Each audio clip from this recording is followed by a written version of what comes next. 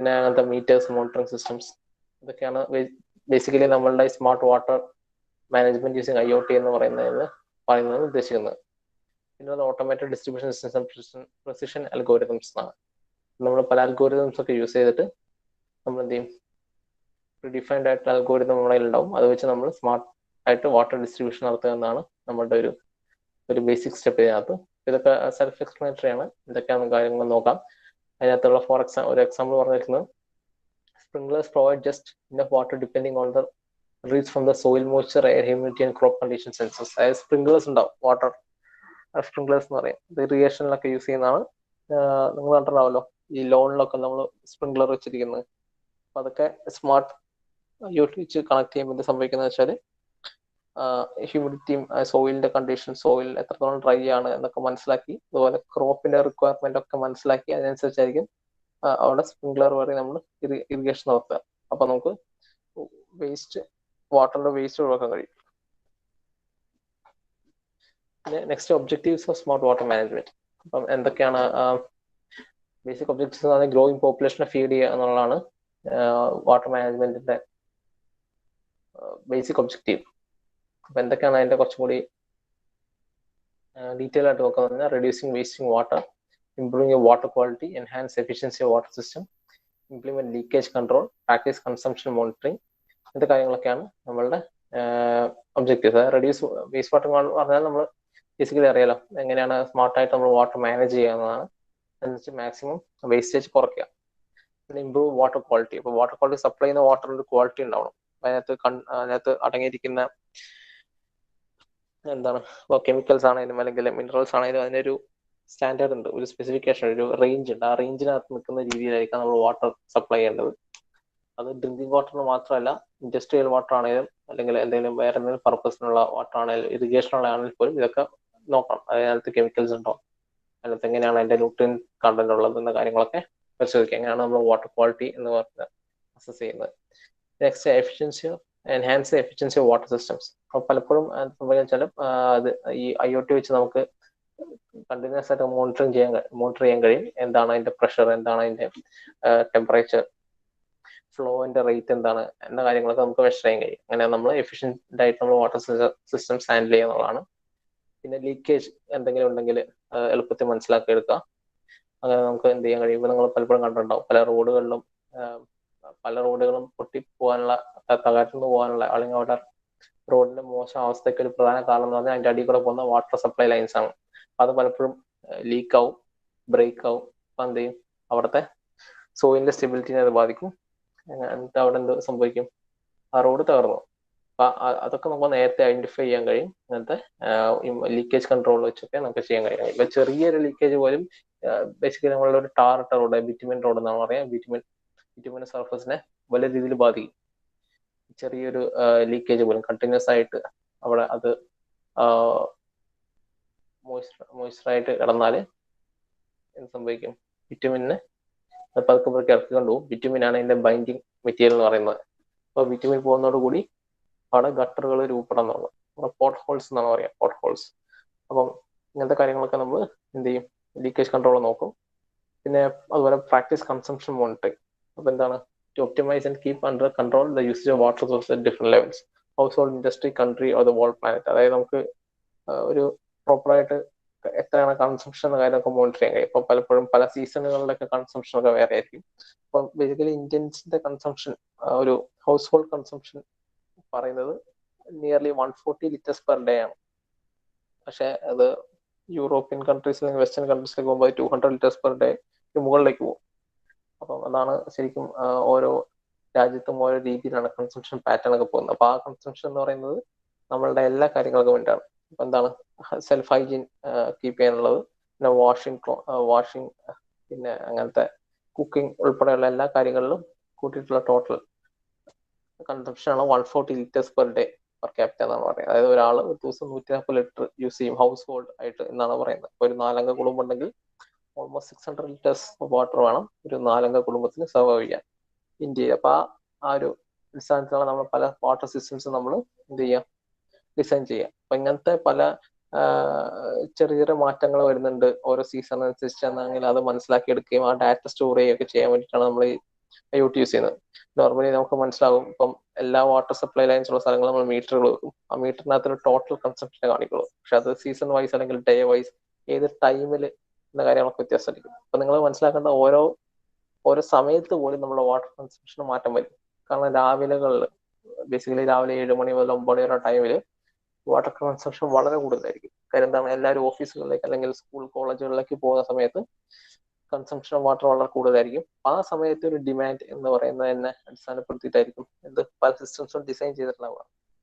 അപ്പൊ അതിന്റെ maximum load എത്തിക്കുക എന്ന രീതിയിലായിരിക്കും പല സിസ്റ്റംസും ഡിസൈൻ ചെയ്തിട്ടുണ്ടാവുക. അങ്ങനെയൊക്കെയാണ് ഇതിന്റെ കാര്യങ്ങളൊക്കെ ചെയ്യുന്നത്. അപ്പം മനസ്സിലാക്കുക, നമ്മൾ ഈ സ്മാർട്ട് സെൻസേഴ്സ് വെച്ച് എന്ത് ചെയ്യുന്നു, വാട്ടറിന്റെ കൺസംപ്ഷൻ നമ്മൾ അളക്കുന്നു. അപ്പൊ ഇത്ര 5 കാര്യങ്ങളാണ് വാട്ടർ മാനേജ്മെന്റ് ഉള്ളത്. അപ്പം ഇനി എങ്ങനെയാണ് IoT എങ്ങനെയാണ് വാട്ടർ ഇൻഡസ്ട്രീനെ ഇംപ്രൂവ് ചെയ്യാൻ നോക്കാം. So internet of things helps the water industry reach all the listed objectives. Moreover, thanks to IoT, the concept of internet of water emerges എന്നാണ് പറയുന്നത്. So it implies connecting all the systems and players in the water supply chain, water treatment plants, distribution pipe, utility companies and consumers, etc., and empowering decision makers with important insights on the state of water resources and equipment used in the domain. അപ്പൊ നേരത്തെ പറഞ്ഞ കാര്യങ്ങൾ തന്നെ objectives. എന്താണ് ഒരു decision makers ആരായിരിക്കും? ഇതിനുള്ള engineers ആയിരിക്കും ഡിസിഷൻ മേക്കേഴ്സ്. എത്രത്തോളം എങ്ങനെയാണ് നമ്മൾ ഈ വാട്ടർ സപ്ലൈ സിസ്റ്റം ഡിസൈൻ ചെയ്യേണ്ടത് ഉൾപ്പെടെയുള്ള കാര്യങ്ങളാണ് ചെയ്യുന്നത്. So not many technologies can beat IoT in water industries thanks to its ample opportunities in wide application. For example, IoT enables transparency to the process of the water supply chain, real-time monitoring and ability to immediately address detected issues. Transparency of the process of water supply എന്ന് വെച്ചാൽ എന്താണ്, ഒരാൾക്ക് എത്ര consumption വരുന്നുണ്ട് എന്ന കാര്യങ്ങളൊക്കെ നമുക്ക് real time ആയിട്ട് മോണിറ്റർ ചെയ്യാൻ കഴിയും. പിന്നെ അതുപോലെ തന്നെ ഇമ്മീഡിയറ്റ് ആയിട്ട് എന്തെങ്കിലും ഇഷ്യൂ ഉണ്ടെങ്കിൽ ഡിറ്റക്ട് ചെയ്യാൻ കഴിയും. പിന്നെ automation and augmentation of human power, പിന്നെ sustainable practices thanks to reduced waste, അങ്ങനത്തെ കാര്യങ്ങളൊക്കെ. കാര്യം വേസ്റ്റ് പറഞ്ഞാൽ വാട്ടർ വേസ്റ്റ് ആവുന്നത് കുറയുന്നു. അപ്പം സസ്റ്റൈനബിൾ ആയിട്ട് ആണ് നമ്മൾ ചെയ്യുന്നത്. സസ്റ്റൈനബിൾ എന്ന് പറഞ്ഞാൽ അറിയാലോ, നമ്മൾ വാട്ടർ വൈസ് ആയിട്ട് യൂസ് ചെയ്താൽ സസ്റ്റൈനബിൾ യൂസ് ആയി. Forward orienting water conservation strategy based on data analytics and prediction algorithms, അങ്ങനത്തെ കാര്യങ്ങളൊക്കെയാണ് forward oriented water conservation strategy. എന്ന് വെച്ചാൽ ഫ്യൂച്ചറിലേക്ക് എങ്ങനെയാണ് നമ്മൾ ഒരു സാധനം പ്ലാൻ ചെയ്യുന്നത് എന്ന കാര്യങ്ങളൊക്കെയാണ് നേരത്തെ പറയുന്നത്. അപ്പം ഈ പറയുന്ന IoT ആപ്ലിക്കേഷൻ വാട്ടർ മാനേജ്മെന്റ്, അപ്പൊ അതിനകത്ത് പല കാര്യങ്ങളുണ്ട്. നേരത്തെ പറഞ്ഞത് smart irrigation, water supply, water system integrity, smart water monitoring, rain water and Storm water management, ഇങ്ങനത്തെ കാര്യങ്ങളൊക്കെയാണ്. അപ്പൊ ഇതിനകത്ത് പറഞ്ഞിരിക്കുന്നത് ഓരോ കമ്പനീസ് ബേസിക്കലി എന്തൊക്കെയാണ് പ്രൊവൈഡ് ചെയ്യുന്നത് എന്നാണ്. ഇപ്പം സ്മാർട്ട് ഇറിഗേഷൻ ആണെങ്കിൽ അതിനകത്ത് ലീഡിങ് കമ്പനി ബോഷ് ആണ്. ബോഷ് എന്ന് പറഞ്ഞാൽ നമുക്ക് അറിയാലോ ഏതാണ് കമ്പനി എന്ന കാര്യങ്ങൾ അറിയാം. നമ്മളുടെ ജർമ്മൻ കമ്പനിയാണ് ബോഷ് എന്നാണ് എൻ്റെ ഒരു ഓർമ്മ. സോ ബേസിക്കലി അത് technology wise and durability wise വലിയ പേരുള്ള ഒരു കമ്പനിയാണ്. സോ ഇങ്ങനത്തെ വലിയ വലിയ കമ്പനീസ് ആണ് ഇങ്ങനെ നമുക്ക് IoTs ഒക്കെ പ്രൊവൈഡ് ചെയ്യുന്നത്. So both provides a sensor-based solution for smart on-demand irrigation. It measures water status in plants to make sure they get just enough water for the best nutrition value and highest yield. അതാണ് ചെയ്യുന്നത് sensors വെച്ചിട്ടാണ്. പിന്നെ അതുപോലെ water system integrity, sensitive strips or sensor based leak detectors use ചെയ്യുന്നത്. പിന്നെ smart water monitoring, അഡ്കോൺ എന്ന് പറഞ്ഞ വേറെ കമ്പനി ഉണ്ട്, അങ്ങനത്തെ കമ്പനീസ് പ്രൊവൈഡ് ചെയ്യുന്നത്. പിന്നെ റെയിൻ ആൻഡ് സ്മോ വാട്ടർ മാനേജ്മെന്റ്, അപ്പോൾ റെയിൻ ഗ്രിഡ് എന്ന് പറഞ്ഞൊരു കമ്പനി ഇങ്ങനത്തെ കാര്യങ്ങളൊക്കെ നമുക്ക് സഹായിക്കും. ഓരോ കമ്പനീസിനെ കുറിച്ചാണ് പറയുന്നത്, എന്താണ് അവർ ചെയ്യുന്ന കാര്യങ്ങളൊക്കെയാണ് ഈ പറഞ്ഞിരിക്കുന്നത്. സോ ഇത് നമ്മൾ വാട്ടർ സപ്ലൈന്റെ കാര്യം പറഞ്ഞു. നമുക്ക് നേരെ ഡയറക്റ്റ് പൊല്യൂഷൻ കൺട്രോളിലേക്ക് പോകാം. എങ്ങനെയാണ് IoT നമുക്ക് പൊല്യൂഷൻ കൺട്രോളിൽ സഹായിക്കുന്നത്? The change of ecosystem and surrounding atmosphere by different forms of pollutants are called environmental pollution. Pollution affects the climate most. The issue of environmental pollution and climate change has become an international concern due to the effects to the physical and biological entities of the environment. അപ്പൊ നമ്മൾ പറയുന്നത് എന്താ വെച്ചാൽ ഇങ്ങനെയാണ് IoT നമ്മളെ സഹായിക്കുന്നുള്ളതാണ്. അപ്പം പല sensors ആണ് യൂസ് ചെയ്യുന്നത്. നമ്മൾ പല സ്ഥലങ്ങളിലും ഇപ്പൊ UV ലൈറ്റ് സെൻസേഴ്സ് യൂസ് ചെയ്യും. അതിനകത്ത് നമ്മൾ ഡിറ്റക്ട് ചെയ്യാൻ വേണ്ടിയിട്ട് UV ലൈറ്റ് ഡിറ്റക്ടേഴ്സ് ഒക്കെ യൂസ് ചെയ്യാം. പിന്നെ pH ആൻഡ് ടെമ്പറേച്ചർ സെൻസർ, അതൊക്കെ നമ്മൾ നേരത്തെ പറഞ്ഞു പോയതാണ്. അപ്പൊ അത് നമ്മൾ എങ്ങനെ നമ്മളുടെ പൊല്യൂഷൻ കൺട്രോളിലേക്ക് മാറ്റാമെന്നാണ് പറയുന്നത്. അപ്പം എയർ പൊല്യൂഷൻ മോണിറ്ററിംഗ് സിസ്റ്റം ആണ് ഫസ്റ്റ് പറയുന്നത്. അപ്പൊ അതിനകത്ത് പറയുന്നത് വയർലെസ് സെൻസർ നോഡുകളുണ്ട്. അതെന്താണെന്ന് വെച്ചാൽ wireless sensor node is associated infrastructure consisting of computing, sensing and communication parts which permits administrator to watch and control the decide parameters within the network. അപ്പം wireless sensor നോഡുകൾ വെച്ചാണ് നമ്മൾ എയർ പൊല്യൂഷൻ ഒക്കെ control ചെയ്യുന്നത്. പിന്നെ അതിനകത്ത് ആ സിസ്റ്റത്തിനകത്ത് വരുന്നത് നെക്സ്റ്റ് സെൻസേഴ്സ് ആണ്. പല സെൻസേഴ്സുകൾ ഉണ്ട്. അതായത് carbon monoxide sensor, nitrogen sensor, smoke detector, temperature detector, അങ്ങനത്തെ പല കാര്യങ്ങളുണ്ട്. അതായത് ഇതൊരു എയർ പൊല്യൂഷൻ മോണിറ്ററിംഗ് സിസ്റ്റത്തിൽ എന്തൊക്കെ വരുന്നതാണ് ഉദ്ദേശിക്കുന്നത്. അപ്പോൾ നമുക്ക് ആദ്യം വയർലെസ് സെൻസിങ് നോഡ് ഉണ്ടാവും, പിന്നെ സെൻസേഴ്സ് ഉണ്ടാവും, പല ടൈപ്പ് എന്താണ് നമുക്ക് സെൻസ് ചെയ്യേണ്ടത് അതനുസരിച്ച്, പിന്നെ ഒരു ബ്ലൂടൂത്ത് മൊഡ്യൂൾ ഉണ്ടാവും, പിന്നെ മൈക്രോ കൺട്രോളർ യൂണിറ്റ് ഉണ്ടാവും, പിന്നെ GPS ഉണ്ടാവും. എന്താണെന്ന് വെച്ചാൽ നമുക്ക് ഏത് സ്ഥലത്തെയാണ് നമ്മൾ മെഷർ ചെയ്യുന്നത് എന്ന കാര്യങ്ങളൊക്കെ സ്റ്റോർ ചെയ്യാൻ വേണ്ടിയിട്ടാണ്. ഇതൊക്കെയാണ് ചെയ്യുന്നത്. പിന്നുള്ളത് നെക്സ്റ്റ് എന്നതുള്ളത് ഡിജിറ്റൽ ഡിസ്പ്ലേ ഷോ. അറിയാലോ, നമുക്ക് എന്ത് വാല്യൂസ് കിട്ടുന്നതിന് ഡിസ്പ്ലേ ചെയ്ത് കാണിക്കണം. അപ്പോൾ ഇതാണ് എയർ പൊല്യൂഷനകത്ത് ബേസിക് ആയിട്ട് പറയുന്ന കാര്യങ്ങൾ. ഞാൻ കുറച്ച് സ്പീഡിൽ പോകാൻ കാണിച്ചത് ഇതൊക്കെ സെൽഫ് എക്സ്പ്ലനേറ്ററി ആണ്, നമുക്ക് വായിച്ചാൽ മനസ്സിലാവും. ഞാൻ കൂടുതൽ ടൈം എടുക്കാത്തതുകൊണ്ടാണ്, എനിക്ക് ടൈം ഇല്ല, അതുകൊണ്ടാണ്. നെക്സ്റ്റ് നോയ്സ് പൊല്യൂഷൻ ആണ്. Noise pollution monitoring system. അപ്പൊ ബേസിക്കലി ഇതിനകത്തും സെയിം കാര്യം തന്നെയാണ് ചെയ്യുന്നത്. നിങ്ങളത് വായിച്ചു നോക്കാൻ മനസ്സിലാവും എന്താണ്.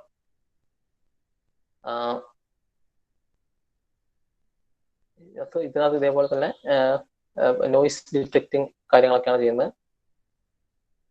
അതുപോലെ അക്വസ്റ്റിക് ആയിട്ടുള്ള കാര്യങ്ങൾ, ഇപ്പം പല ബിൽഡിങ്സിനകത്തൊക്കെ അക്വസ്റ്റിക് മാനേജ്മെന്റ് ഒക്കെ നടത്തണം. അക്വസ്റ്റിക് മാനേജ്മെന്റ് നിങ്ങൾ പഠിച്ചിട്ടുണ്ടാവുമായിരിക്കും. എന്താണ് നമ്മളൊരു ബിൽഡിംഗ് ഡിസൈൻ ചെയ്യുമ്പോൾ അവിടുത്തെ അക്വസ്റ്റിക് പ്രോപ്പർട്ടീസ് നമ്മൾ അതിന്റെ കൂടെ ഡിഫൈൻ ചെയ്യണം. ഒരു തിയേറ്ററിലുള്ള ഒരു അക്വസ്റ്റിക് പ്രോപ്പർട്ടി ആയിരിക്കില്ല നമ്മളൊരു ചർച്ചിലോ മോസ്കിലോ ഒരു ടെമ്പിളിലോ കൊടുക്കേണ്ടത്. ആ രീതിയിലാണ് നമ്മൾ അക്വസ്റ്റിക് പ്രോപ്പർട്ടീസ് നമ്മൾ ഡിസൈൻ ചെയ്യുക. ഫോർ എക്സാമ്പിൾ തിയേറ്ററിനകത്ത് നമ്മൾ എന്ത് ചെയ്യും, ഈ നോയിസ് അബ്സോർബ് ചെയ്തെടുക്കാൻ കഴിയുന്ന മെറ്റീരിയൽസ് ഒക്കെ വെക്കും. അപ്പൊ റിവർബറേഷൻ ഉണ്ടാവരുത്, അതേപോലെ തന്നെ എക്കോയിങ് ഉണ്ടാവരുത്, അങ്ങനത്തെ കാര്യങ്ങളൊക്കെ നമ്മൾ തിയേറ്ററുകളൊക്കെ നോക്കണം. പക്ഷെ അതേസമയം അതൊരു ചർച്ചോ അങ്ങനത്തെ റിലീജിയസ് പ്ലേസ് അല്ലെങ്കിൽ മ്യൂസിക്കൽ കൺസേർട്ട് നടക്കുന്ന സ്ഥലമൊക്കെ ആണെങ്കിൽ അതിന്റെ കൂടെ വരുന്ന എക്കോ എന്ന് പറയുന്നത് പിന്നെ ഒരു ആളുകൾക്ക് കേൾക്കുന്നതിനൊരു സുഖം പോയി കഴിയുന്ന സംഭവമാണ്. അപ്പോൾ അതിനനുസരിച്ച് നമ്മൾ അതിന്റെ ഡിസൈൻ ചെയ്യും. ഓരോ സ്ഥലത്തും ഓരോ അക്വസ്റ്റിക് പ്രോപ്പർട്ടീസ് ആയിരിക്കും. അപ്പൊ അവിടെ അങ്ങനെ പൊല്യൂഷൻ ഉണ്ടോ, പുറത്തുനിന്ന് നോയ്സ് ഉണ്ടോ എന്ന കാര്യങ്ങളൊക്കെ നമുക്ക് മെഷർ ചെയ്യാം. നമുക്ക് ഇങ്ങനത്തെ സെൻസേഴ്സ് ഒക്കെ യൂസ് ചെയ്യാം. ഓരോ സ്ഥലത്ത് എങ്ങനെയാണ് അവിടെ എക്കോയിങ് നടക്കുന്നുണ്ടോ എന്ന കാര്യങ്ങളൊക്കെ നമുക്ക് ഇങ്ങനത്തെ സെൻസേഴ്സ് വെച്ച് നമുക്ക് മോണിറ്റർ ചെയ്യാം. ഇത് വേറെ സ്ഥലത്ത് യൂസ് ചെയ്യാൻ കഴിയുന്നത് നമുക്ക് ട്രാഫിക് സിഗ്നൽസിലൊക്കെ ചെയ്യാം. നിങ്ങൾ ഈ അടുത്തൊരു ന്യൂസ് കേട്ടിട്ടുണ്ടാവും, മുംബൈ പോലീസ് ചെയ്ത ഒരു ടെക്നോളജിക്കൽ അഡ്വാൻസ്മെന്റ് അവർ നടത്തിയിരിക്കുന്നത്. അവർ ചെയ്തെന്താ വെച്ചാൽ പല ട്രാഫിക് ജംഗ്ഷനുകളിലും എന്ത് ചെയ്യുന്ന വെച്ചാല് ഇതുപോലത്തെ നോയ്സ് സെൻസേഴ്സ് അവര് വെച്ചിട്ടുണ്ട്. അപ്പൊ അവരെന്താ ചെയ്യുന്ന വെച്ചാല് ആളുകളുടെ ഒരു ബേസിക് സ്വഭാവം എന്താണെന്ന് വെച്ചാൽ നമ്മൾ ഒരു കാര്യമില്ലാതെ നമ്മൾ ട്രാഫിക് ജംഗ്ഷനിൽ ഹോൺ അടിക്കും. എന്താണേലും ഹോൺ അടി കേട്ടിട്ട് റെഡ് ലൈറ്റ് ഗ്രീൻ ആവാൻ പോകുന്നില്ല, സ്റ്റിൽ ആളുകൾ എന്ത് ചെയ്യും, ഹോൺ അടിച്ചോണ്ടിരിക്കും. വലിയ നോയ്സ് പൊല്യൂഷൻ ആണ്, ഈ ട്രാഫിക് ജംഗ്ഷനുകളിലൊക്കെ സംഭവിക്കുന്ന ഒരു കാര്യമാണ്. അപ്പൊ ഈ മുംബൈ പോലീസ് ചെയ്തത് എന്താ വെച്ചാല് അവർ ഇതേപോലെ സെൻസേഴ്സ് വെച്ചിട്ട് ഒരു സൈഡിൽ നിന്ന് മാത്രം, ഒരു 4 റോഡുകൾ ചേർന്ന ജംഗ്ഷൻ ആയിരിക്കും, ഒരു സൈഡിൽ നിന്നുള്ള നോയ്സ് ഒരു ലിമിറ്റിന് കൂടുതലാണ് എങ്കിൽ വെയിറ്റിംഗ് ടൈം കൂട്ടും. അപ്പൊ അതൊരു ചെറിയൊരു പണിഷ്മെന്റ് പോലെയാണ്. അതായത് അവിടെ നിന്ന് നിങ്ങൾ ഹോൺ അടിക്കുന്നുണ്ടെങ്കിൽ അതൊരു കളക്റ്റീവ് റെസ്പോൺസിബിലിറ്റിയാണ്. അവിടുത്തെ ആളുകളുടെ ആ ലൈനിൽ കാത്തു നിൽക്കുന്ന ഡ്രൈവേഴ്സിന്റെ കളക്റ്റീവ് റെസ്പോൺസിബിലിറ്റിയാണ് എന്ത്, ആരും ഹോൺ അടിക്കാതെ നോക്കുക എന്നുള്ളത്. ആരെങ്കിലും ഹോൺ അടിച്ച് ആ സ്പെസിഫൈഡ് ഡെസിബിൾസിന് മുകളിലാണ് അതിന്റെ വാല്യൂ എങ്കിൽ എന്ത് ചെയ്യും, വെയിറ്റിംഗ് ടൈം പിന്നെയും കൂടും, ഒരു 30 സെക്കൻഡ്സ് എക്സ്ട്രാ വെയിറ്റിംഗ് ടൈം കിട്ടും. അപ്പൊ ആളുകൾക്ക് 2-3 ദിവസം കൊണ്ട് മനസ്സിലായി, അതായത് ഹോങ്കിങ് എന്താണ് സംഭവിക്കുക, ഹോങ്കിങ് ചെയ്യുമ്പോൾ വെയിറ്റിംഗ് ടൈം കൂടുന്നുണ്ട് എന്നവർക്ക് മനസ്സിലാവും. അപ്പൊ ഇങ്ങനെയാണ് അവർ ഡിസൈൻ ചെയ്തിരിക്കുന്നത്. എവിടെയാണ് ഏത് ഭാഗത്തു നിന്നാണ് ആൾക്കാർ കൂടുതൽ നോയ്സ് ഉണ്ടാക്കുന്നത് അവരെ കൂടുതൽ നേരം കാത്തു നിർത്തി അവരെ പണിഷ് ചെയ്യുക, ചെറിയൊരു പണിഷ്മെന്റ് കൊടുക്കുക. അപ്പൊ അങ്ങനെ ആളുകളുടെ സ്വഭാവം മാറ്റിയെടുക്കുന്ന രീതിയിലേക്ക് പോയിക്കൊണ്ടിരിക്കുകയാണ്. അപ്പൊ ഇത് പല ആളുകൾ അഡോപ്റ്റ് ചെയ്യാൻ തുടങ്ങിയിട്ടുണ്ട്. കാര്യം എന്താണെന്ന് വെച്ചാൽ അനാവശ്യമായിട്ടുള്ള ഹോങ്കിങ് ആണ് ട്രാഫിക് ജംഗ്ഷനിലൊക്കെ നടക്കുന്നത്. ഇതൊക്കെ ചെയ്തിരിക്കുന്നത് ഈ നോയ്സ് പൊല്യൂഷൻ ഡിറ്റക്ടേഴ്സ് സെൻസേഴ്സ് ഒക്കെ വെച്ചിട്ടാണ്. അതും IoT വെച്ചിട്ട് തന്നെയാണ്. അതായത് നിങ്ങളുടെ അതിനകത്ത് അവർ പറയുന്നത് വെച്ചാൽ എനിക്ക് 90 ഡെസിബിൾസോ എന്താ ലിമിറ്റ്, 90ക്ക് മുകളിൽ 100 ഡെസിബിൾസ് ആയാൽ വെയിറ്റിംഗ് ടൈം ചിലപ്പോൾ 30 സെക്കൻഡ്സ് കൂടുതലായിരിക്കും നിങ്ങൾക്ക് പണിഷ്മെന്റ് ആയിട്ട് കിട്ടുക. അതായത് ആ ലൈനിലുള്ള എല്ലാവരും വെയിറ്റ് ചെയ്യണം, ഒരാൾ ചെയ്യുന്നത് തെറ്റ്. അതേപോലെ തന്നെ 120ക്ക് മുകളിൽ ഡെസിമൽസിന് പോയാൽ വെയിറ്റിംഗ് ടൈം 1 മിനിറ്റിനടുത്ത് പോകും. അപ്പം ഇതൊക്കെ ചെയ്യുന്നത് IoT വെച്ചിട്ടാണ്. ഒരു സ്ഥലത്തുനിന്ന് സെൻസ് ചെയ്ത് അതിനെ റീഡ് ചെയ്ത് ഡെസിമൽസിന് മുകളിലാണോ എന്ന രീതിയിൽ മാറ്റി പിന്നെ അവരുടെ വെയിറ്റിംഗ് ടൈം ഡിസൈഡ് ചെയ്ത് അതിനനുസരിച്ച് ബാക്കി ലൈനുകളിലെ ട്രാഫിക് കൺട്രോൾ ചെയ്ത് ഇതൊക്കെ IoTന്റെ ഒരു ആപ്ലിക്കേഷൻ ആയിട്ട് നമുക്ക് കൂട്ടാം. ഇതൊക്കെ നിങ്ങൾ ചെയ്യാൻ പറ്റുന്ന കാര്യമാണ്. പിന്നെയുള്ള വാട്ടർ പൊല്യൂഷൻ മോണിറ്ററിംഗ് സിസ്റ്റം. ഇതും പ്രത്യേകിച്ച് എടുത്തു പറയേണ്ട കാര്യമല്ല, ഇതിനകത്തും യൂസ് ചെയ്യുന്നത് സെയിം കാര്യം തന്നെയാണ്. പല സെൻസേഴ്സ് അവൈലബിൾ ആയിരിക്കും. ടെമ്പറേച്ചർ, pH, ട്യൂബിലിറ്റി, ഫ്ലോ സെൻസർ ഉൾപ്പെടെയുള്ള കാര്യങ്ങൾ ഉണ്ടാവും. അപ്പൊ അങ്ങനത്തെ കോമൺലി യൂസ് സെൻസേഴ്സ് എന്ന് വെച്ചാൽ pH സെൻസർ ആണ്. ഒരു ഡ്രിങ്കിങ് വാട്ടറിന്റെ pH എത്രയാണെന്ന് നമുക്കറിയാം. അപ്പം നമുക്ക് 7 ആണ് നമ്മളുടെ ഒരു ന്യൂട്രൽ ആയിട്ടുള്ള ഒരു pH വാല്യൂ എന്ന് പറയുന്നത്. പക്ഷെ ഡ്രിങ്കിങ് വാട്ടറിന്റെ നോർമൽ റേഞ്ച് നമുക്ക് 6 to 8.5 വരെയൊക്കെ പോവാം. അപ്പം ഇതിന് മുകളിലാണ് നമ്മൾ pH എന്നെങ്കിൽ ഇത് സംഭവിക്കും. 6 താഴെയാണ് നമ്മളുടെ pH എങ്കിൽ അത് കൂടുതൽ അസിഡിക് ആവും. 7 താഴെ അസിഡിക് ആണ്. 6 വരെയൊക്കെ നമുക്കൊരു ലിമിറ്റ് വെക്കാം. കാര്യം നമുക്ക് പ്രോപ്പർ 7 നമുക്കൊരു ഡ്രിങ്കിങ് വാട്ടർ കിട്ടുന്നുണ്ടാവില്ല. അതേപോലെ തന്നെ 8.5 കുറച്ച് ബേസിക് ആയിട്ടുള്ള വാട്ടറാണ് കിട്ടുക. അസിഡിക്കും ബേസിക്കും ആയിരിക്കും. 7നും മുകളിലും താഴെ. അപ്പൊ 8.5 വരെയൊക്കെ നമുക്ക് പോവാം. അപ്പൊ 6 to 8.5 ആണ് നമ്മളുടെ റേഞ്ച്. അങ്ങനത്തെ കാര്യങ്ങളൊക്കെ നമ്മൾ മോണിറ്റർ ചെയ്യുന്നത് യൂസ് ചെയ്യണം. കാര്യം ഇത് നമുക്ക് പക്ഷേ എന്ന് വെച്ചാല് കുടിക്കുന്ന വെള്ളം അസിഡിക് ആയി സംഭവിക്കുക ആളുകൾക്ക് ഉള്ള അസുഖം വരും. അതുപോലെ ബേസിക് ആയതിനനുസരിച്ച് വേറെ അസുഖങ്ങൾ വരും. അപ്പം അതിനനുസരിച്ച് മാറ്റുക എന്നുള്ളതാണ് pH സെൻസറുകളുടെ ബേസിക് ഉദ്ദേശം. പിന്നെ ടർബിലിറ്റി എന്ന് പറഞ്ഞാൽ മനസ്സിലാക്കേണ്ടത് നമ്മൾ ലൈറ്റ് പാസ് ചെയ്യിക്കാനുള്ള കഴിവാണ് ടർബിലിറ്റി എന്ന് പറയുന്നത്. അപ്പൊ കൂടുതൽ ടർബിൾ ആണെങ്കിൽ എന്റെ അർത്ഥം എന്ന് പറഞ്ഞാൽ ലൈറ്റ് പാസ് ചെയ്യുന്ന എന്താണ് എമൗണ്ട് കുറവാണ്. അപ്പൊ turbidity blocks the light needed by submerged aquatic vegetation. അതായത് പല നമുക്ക് നേരിട്ട് കാണാത്ത കാര്യങ്ങളുണ്ടാവും. പക്ഷെ ഇവരൊക്കെ എന്ത് ചെയ്യും, ലൈറ്റിന്റെ പാസേജ് ഒരു ബ്ലോക്ക് ചെയ്യും. അപ്പൊ ഇങ്ങനത്തെ കാര്യങ്ങളൊക്കെ സെൻസ് ചെയ്യാൻ കഴിയും ടർബിലിറ്റി സെൻസർ വെച്ചിട്ട്. അപ്പൊ അതൊരു ക്ലൗഡിനെസ് എന്ന് പറയുന്നത്, ഒരു മൂടൽ വെള്ളത്തിലുണ്ടാകുന്നത്, അതിനാണ് ടർബിലിറ്റി എന്ന് പറയുന്നത്. പിന്നെ നെക്സ്റ്റ് ടെമ്പറേച്ചർ സെൻസേഴ്സ് ആണ്. അപ്പോൾ ഹോട്ട് വാട്ടറിന്റെ ടെമ്പറേച്ചർ എങ്ങനെയാണ്, കോൾഡ് വാട്ടറിന്റെ ടെമ്പറേച്ചർ എങ്ങനെയാണ്. ഇപ്പൊ പല നമ്മളുടെ നാട്ടിലൊന്നും വലിയ വിഷയമില്ല ഈ വാട്ടർ സപ്ലൈക്ക്. കാരണം എന്താണെന്ന് വെച്ചാൽ നമ്മളുടെ ഇവിടെ ഒരു വെതർ ഒക്കെ അത്ര എക്സ്ട്രീം വെതർ കണ്ടീഷൻ അല്ല. പക്ഷെ നിങ്ങൾ വേറൊരു സ്ഥലങ്ങളിൽ പോയി, ഇപ്പോൾ വെസ്റ്റേൺ കൺട്രീസിലൊക്കെ പോയാൽ അവിടെ വിന്റർ സമയത്ത് സംഭവിക്കുന്ന ഏറ്റവും വലിയ പ്രതിസന്ധി എന്ന് സംഭവിക്കുന്നത് വെച്ചാൽ അവിടുത്തെ വാട്ടർ സിസ്റ്റംസ് ക്ലോഗ് ആവും. എന്താണ്, അവിടുത്തെ 0°C താഴെ ടെമ്പറേച്ചർ ഡ്രോപ്പ് ആയാലും എന്ത് സംഭവിക്കും, വാട്ടർ ഐസായി പോകും. അപ്പൊ അവരുടെ വാട്ടർ ഡിസ്ട്രിബ്യൂഷൻ സിസ്റ്റംസ് എല്ലാം ക്ലോഗ് ആവും. അപ്പം അവർക്ക് എന്താ ചെയ്യണം, ഇങ്ങനത്തെ ടെമ്പറേച്ചർ മെയിൻറ്റെയിൻ ചെയ്യേണ്ട ആവശ്യകതയുണ്ട്. അപ്പൊ പലപ്പോഴും ചെയ്യുന്നത് എന്താണെന്ന് വെച്ചാൽ ഈ വാട്ടർ സപ്ലൈ സിസ്റ്റംസിനുള്ള പൈപ്പുകളും പൈപ്പ് ലൈൻസ് ഒക്കെ അവർ ഹീറ്റ് ചെയ്ത് വെക്കും. അങ്ങനത്തെ അതിന്റെ ടെമ്പറേച്ചർ മനസ്സിലാക്കാനൊക്കെയാണ് ഈ ടെമ്പറേച്ചർ സെൻസേഴ്സ് യൂസ് ചെയ്യുക. പിന്നെ ഫ്ലോ സെൻസേഴ്സ് എന്ന് പറഞ്ഞാൽ എന്താണെന്ന് നിങ്ങൾക്ക് അറിയാലോ, നമ്മളൊരു സ്ഥലത്തെ ഫ്ലോ മെഷർ ചെയ്യാണ് ബേസിക്കലി. അതായത് എത്ര ക്വാണ്ടിറ്റി എത്തുന്നുണ്ട്, എത്ര ക്വാണ്ടിറ്റി കൺസ്യൂം ചെയ്യുന്നുണ്ട്, എന്താണ് അതിന്റെ ഫ്ലോ റേറ്റ്, എത്ര സ്പീഡ്, എന്ന കാര്യങ്ങളൊക്കെ നമ്മൾ മെഷർ ചെയ്യുന്ന ഫ്ലോ സെൻസേഴ്സ് വെച്ച്. അപ്പൊ ഇതൊക്കെയാണ് നമ്മൾ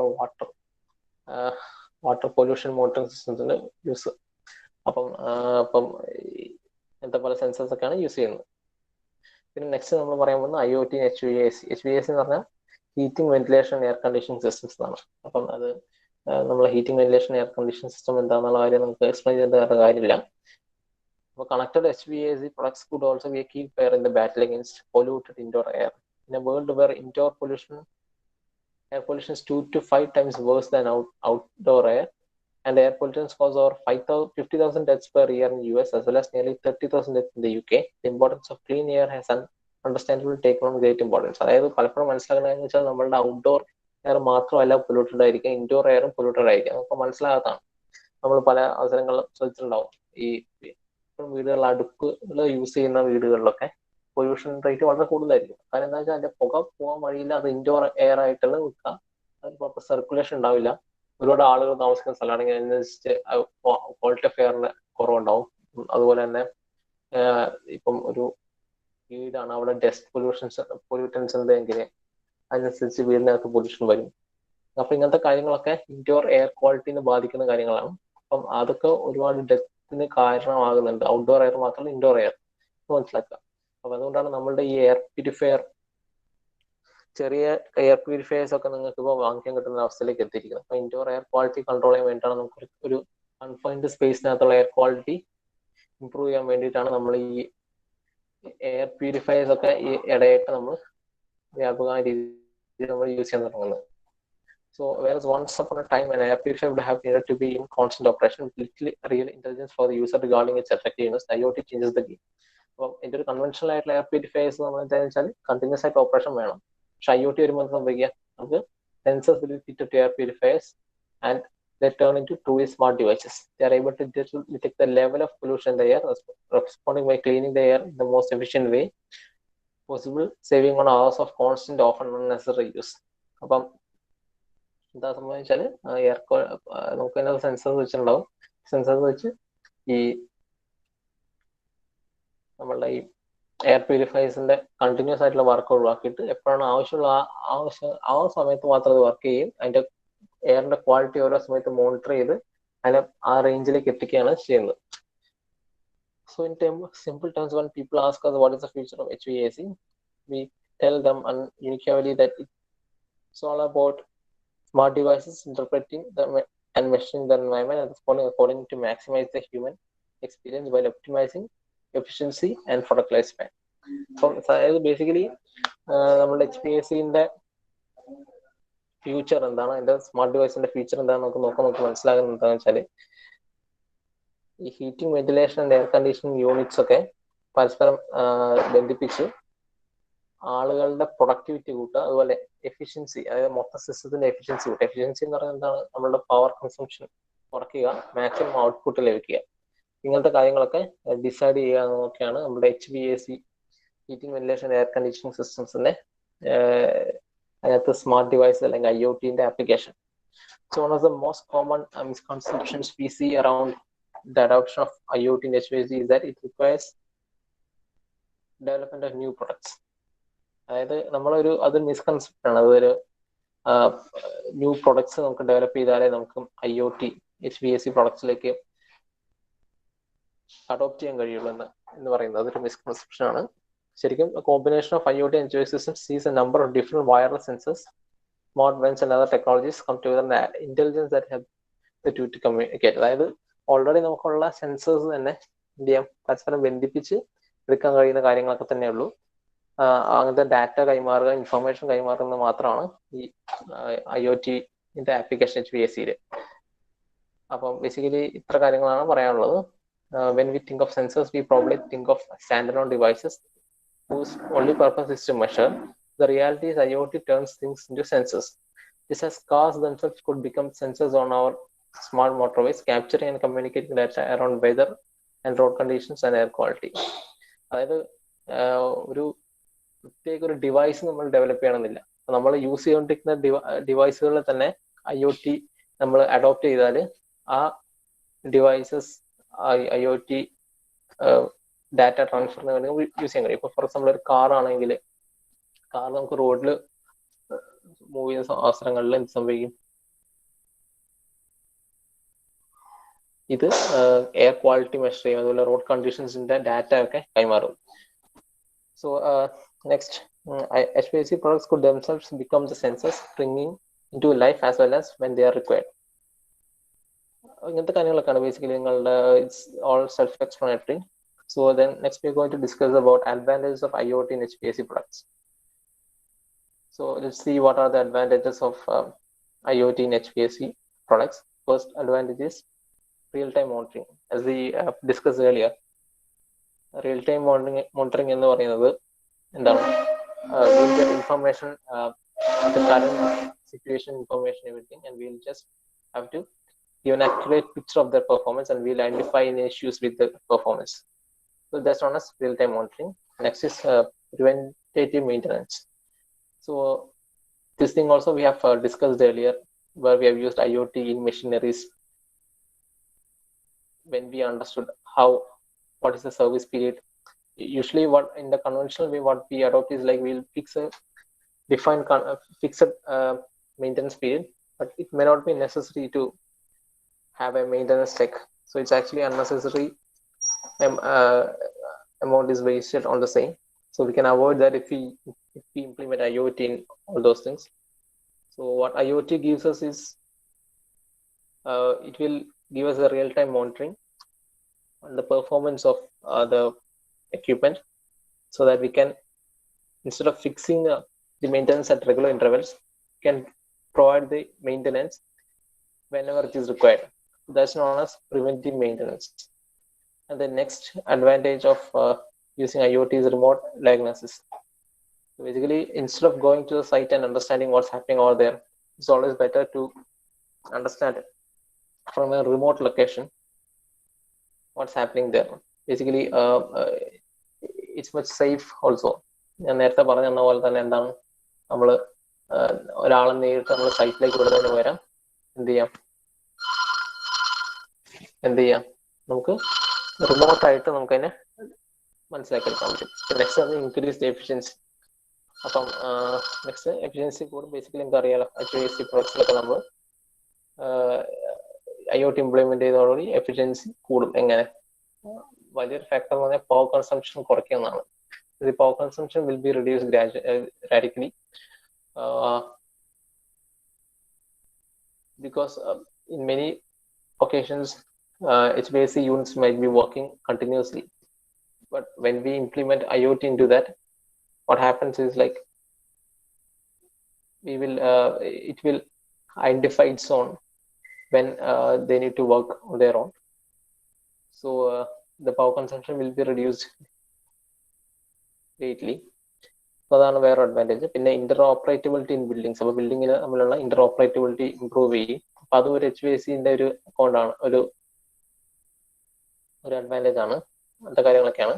So for HVAC products, IoT functionality gives them the power to communicate, share data with each other and process that data into operating smarter, more efficiently, driving optimal efficiency across a range of products. The idea of standalone products working in an isolation looks set to be kept firmly in the past. Basically IoT HVAC എങ്ങനെയാണ് സഹായിക്കുന്നതാണ് മനസ്സിലായിട്ടുള്ളത്.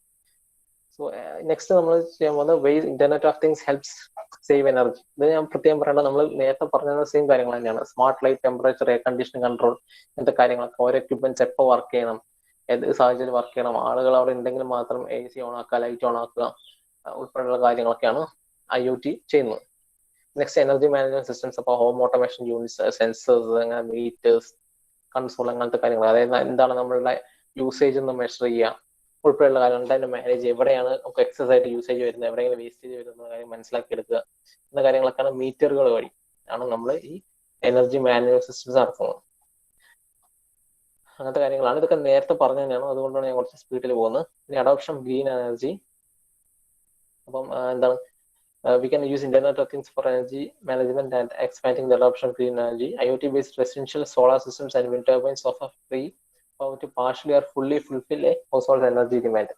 അതായത് IoT-based residential solar systems and wind turbines എന്ന് പറയുന്നത് മനസ്സിലാക്കാം. അത് നമ്മൾ IoT based ആയിട്ടായിരിക്കും അങ്ങനത്തെ കാര്യങ്ങളൊക്കെ വർക്ക് ചെയ്യാം. അപ്പം എന്താ ആവശ്യമുള്ള സമയത്ത് കാറ്റുണ്ട് എങ്കിൽ ഓട്ടോമാറ്റിക് ആയിട്ട് സംഭവിക്കുന്നത്, നമ്മൾ ഒരു എക്സ്റ്റേണൽ കണക്ഷൻ ഉണ്ടാവും, നമ്മളുടെ പവർ സപ്ലൈ തരുന്ന ആളുടെ കയ്യിൽ നിന്ന് ഒരു കണക്ഷൻ ഉണ്ടാവും. അതേസമയം തന്നെ നമുക്ക് ഇതുപോലത്തെ വിൻഡ് മിൽ, ഫോർ എക്സാമ്പിൾ, നമ്മുടെ ബിൽഡിങ്ങിന്റെ മുകളിൽ ഇൻസ്റ്റാൾ ചെയ്യുന്നത് വിചാരിക്കാം. അപ്പൊ എന്ത് സംഭവിക്കും, വിൻഡ് ഉണ്ടെങ്കിൽ ഓട്ടോമാറ്റിക് ആയിട്ട് വിൻഡ് ടർബൈൻ വഴി നമുക്ക് ഇലക്ട്രിസിറ്റി പ്രൊഡ്യൂസ് ചെയ്യാൻ കഴിയും. നോർമൽ കേസ് സംഭവിക്കുക വെച്ചാൽ നമ്മൾ വിൻഡ് എനർജിക്ക് നമ്മൾ എവിടെയെങ്കിലൊക്കെ സ്റ്റോർ ചെയ്ത് വെക്കും, ബാറ്ററികളിലൊക്കെ ആയിട്ട് നമ്മൾ ചാർജ് ചെയ്ത് പിന്നീട് നമ്മൾ യൂസ് ചെയ്യും. അപ്പം ഒരു എഫിഷ്യൻസി ഒരു പ്രശ്നം വരും. പക്ഷെ ഇത് ഡയറക്റ്റ് ആയിട്ട് നമുക്ക് മനസ്സിലാക്കാം, വിൻഡ് ഇത് മൂവ്മെന്റ് നടക്കുന്നതോടുകൂടി നമ്മൾ മറ്റേ ലൈൻ കട്ട് ഓഫ് ചെയ്തിട്ട് ഇതിനകത്തുനിന്നുള്ള പവർ സപ്ലൈ നമ്മൾ ബിൽഡിങ്ങിലേക്ക് കൊടുക്കും, അത് വിൻഡ് എനർജി എന്നുള്ളത്. അപ്പം എന്ത് ചെയ്യാം, ഈ ബാറ്ററിയിലേക്ക് സ്റ്റോർ ചെയ്ത് മാറ്റുന്നതിന്റെ എഫിഷ്യൻസി കുറവ്, 80% എഫിഷ്യൻസി ഒക്കെ ചിലപ്പോൾ ഉണ്ടാവുള്ളൂ. അപ്പൊ അത്രയും നമുക്ക് ലാഭിക്കാൻ കഴിയും. പിന്നുള്ളത് എനർജി സ്റ്റോറേജ് ആണ്. ഇങ്ങനത്തെ കാര്യങ്ങളൊക്കെ വന്നത്. അപ്പോൾ storage allows consumers to maintain energy independence in case of an outage or other problem in the line. Smart storage enables controlled and efficient energy backup and gives residence management function. നമുക്ക് already നമ്മൾ ഉപയോഗിച്ച് കഴിഞ്ഞിട്ടുള്ളതാണ്. നമ്മളുടെ വീടുകളിലുള്ള ഇൻവെർട്ടറുകളൊക്കെ ഈ ടെക്നോളജിയാണ് use ചെയ്യുന്നത്. ഇങ്ങനത്തെ കാര്യങ്ങളൊക്കെയാണ് പറയുന്നത്. In case of smart storage, for example, the residents can make informed decisions to the loads and choose which load should be protected, how much energy should be spent in the off-grid mode and where. അങ്ങനത്തെ കാര്യങ്ങളൊക്കെ നമുക്ക് ചെയ്യാൻ കഴിയും. Connected stations, plants and solar and wind fields, ഇതെല്ലാം തമ്മിൽ connected ആയിരിക്കും എന്നാണ് പറയുന്നത്. ബേസിക്കലി നമുക്കൊരു ബേസിക് ഐഡിയ കിട്ടിയിട്ടുണ്ട് IoT എന്നുള്ള കാര്യങ്ങൾ. അപ്പം നിങ്ങൾ ഈ നോട്ട്സ് മുഴുവൻ വായിച്ചു കഴിയുമ്പോൾ നമുക്കൊരു ഐഡിയ കിട്ടും. അതിന്റെ കൂടെ നിങ്ങൾ റെഫർ ചെയ്യുക. തൽക്കാലം ഞാൻ ഇന്നത്തെ ക്ലാസ് സ്റ്റോപ്പ് ചെയ്യാണ്.